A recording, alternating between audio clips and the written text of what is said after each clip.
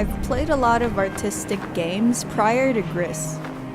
Those are my personal picks, but I think choosing what video games are more artsy than others would be entirely up to how you define it. Think Call of Duty is artsy? I won't judge. Before I saw footage of the game, Gris's visually striking art style already piqued my interest.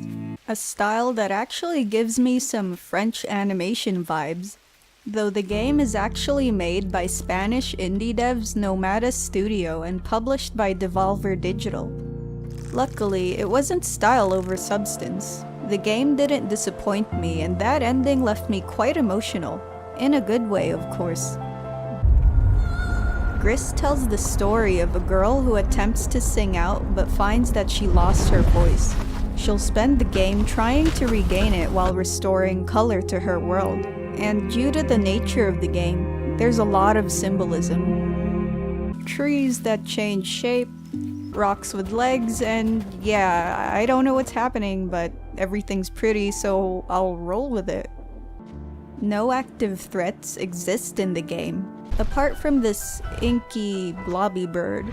No dialogue or text either, which leads many of the events up to the player's interpretation. Though, without spoiling too much, the game's main theme would be on the journey towards overcoming depression. And the way the devs executed this was pretty good. It's done in a way that isn't distasteful, but rather respectful. The first area takes place in a desolate land in ruins, with whites and shades of black, setting the game's mood in motion. Eventually, you'll be dropped into livelier, more colorful levels. It was kind of an interesting contrast compared to the intro of the game.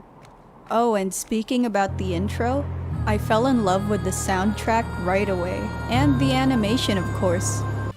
I felt like I was in a trance during my playthrough because of how good the music and the ambience were.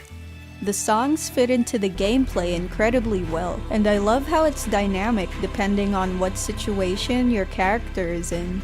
The earliest example of this is near the beginning of the game, when Gris is in the desert.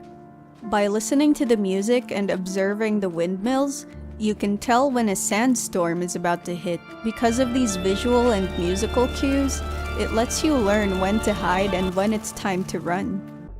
Apart from that, the tracks sound very tranquil. Pretty ideal for working, studying, or meditating.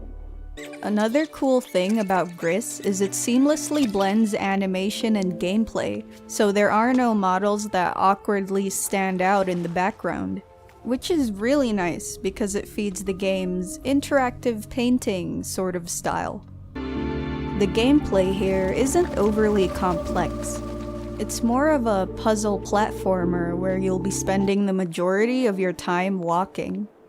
But I didn't feel too bored because of how breathtaking the game's different environments were. Also, you gain abilities later on, so that helped with making the gameplay a bit more varied. One of the main things that you do in-game is collecting little white orbs, which are actually stars. Once you obtain enough, you can use them to form a constellation in the sky that eventually builds up to a path. Gris gains a new ability every time she does this. It also restores a bit more color into her world, changing the environment around her.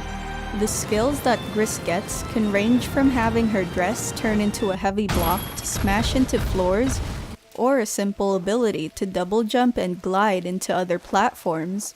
I didn't think the puzzles themselves were all too difficult, but I do understand that it might have been on purpose because the game's overall calm, dreamy style would have been affected. I'd say that Gris is perhaps my favorite artsy indie game recently, given that it was released back in 2018. It took me about 3 hours to complete the game, with a few breaks here and there. I think the most similar games to Gris would be Journey and Abzu, so if you liked those two, then you should check this out. Personally, it was worth getting not just for the visuals and the soundtrack. It was a welcome break from the longer and more complicated games that I've been playing. Thanks for watching, and let me know what you all thought about the video.